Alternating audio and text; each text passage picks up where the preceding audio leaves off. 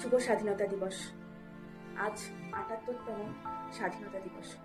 কিন্তু এই স্বাধীনতা দিবসটা কেমন আলাদা না প্রত্যেক বছরের তুলনায়।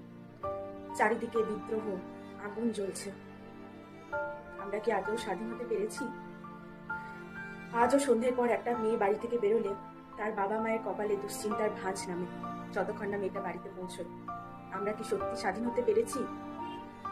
আজও একটা মেয়েকে একা বেরোতে হলে হাজারবার চিন্তা ভাবনা করে বেরোতে হয়। তার বাবা মা ভয় পায়, তার পরিবারের লোকজন ভয় পায়। আমরা কি সত্যি স্বাধীন হতে পেরেছি?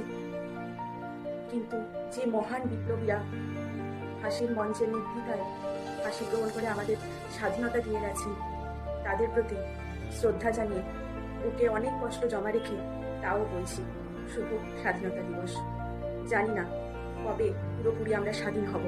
আশা রাখি খুব তাড়াতাড়ি আমাদের সমাজ